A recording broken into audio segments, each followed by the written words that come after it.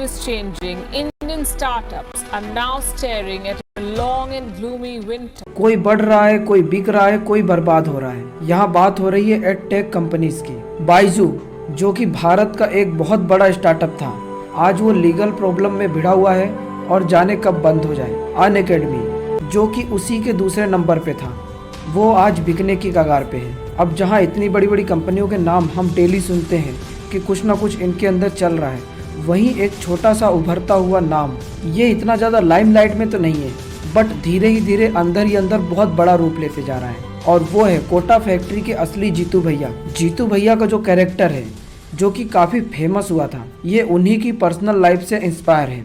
नाम है नितिन विजय सर उर्फ एनवी सर। इनकी तारीफ निर्मला सीतारमण, यशराज मुखाते और समय रैना ने भी की है। तो आखिर एनवी सर कौन है और क्या है इनकी असली कहानी, और क्या है इनका startup motion education. Motion education की स्थापना 2007 में हुई थी। आज ये 200 करोड़ से ज़्यादा का टर्नओवर कर रहे हैं और इनकी वैल्यूएशन 1000 करोड़ से ज़्यादा की बताई जा रही है। आज एजुकेशन सेक्टर में इतना तगड़ा कंपटीशन है, उसके बावजूद भी वहाँ पर इतनी तेज़ ग्रोथ के साथ बिना फंडिंग के भी कैसे ये सरवाइव कर पा रहे हैं, और सिर्फ सरवाइव ही नहीं, ग्रोथ भी करते जा रहे हैं लगातार। तो अब जानते हैं एनवी सर के बारे में। ये पढ़ाते हैं फिजिक्स, और इन्होंने फिजिक्स के कॉन्सेप्चुअल को बच्चों के लिए बहुत ही आसान भाषा में बना दिया है। और ऐसा नहीं है कि ये फिजिक्स में बहुत ज़्यादा एक्सपर्ट थे पहले से ही। जब ये फिजिक्स का एक बार एग्जाम दे रहे थे तो इनके आ गए उसमें 0 नंबर, और ये बात लग गई दिल पर कि मेरे 0 कैसे आ सकते हैं। उसके बाद इन्होंने ठान लिया था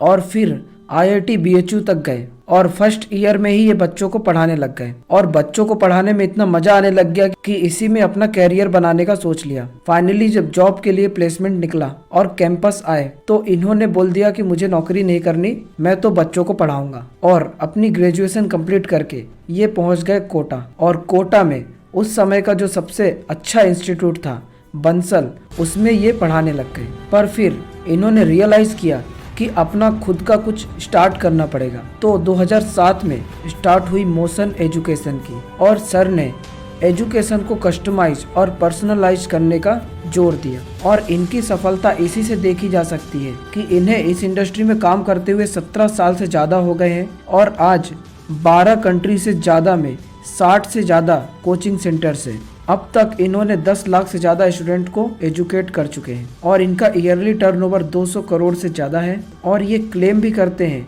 कि देश में सबसे हाईएस्ट सक्सेस रेशियो या कह लें सिलेक्शन रेशियो इन्हीं का है।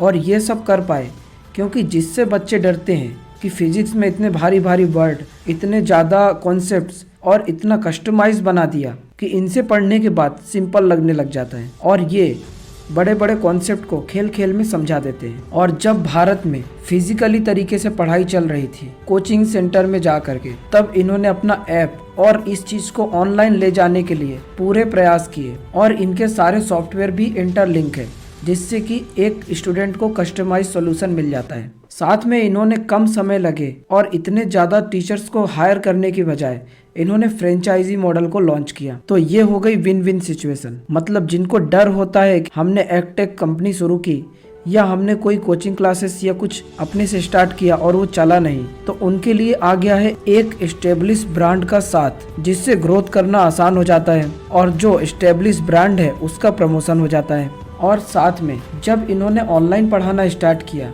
तो ऑनलाइन इनके वीडियोस जाने लग गए, और इतना अच्छी पढ़ाने की टेक्निक देखकर ये वायरल होने लगे।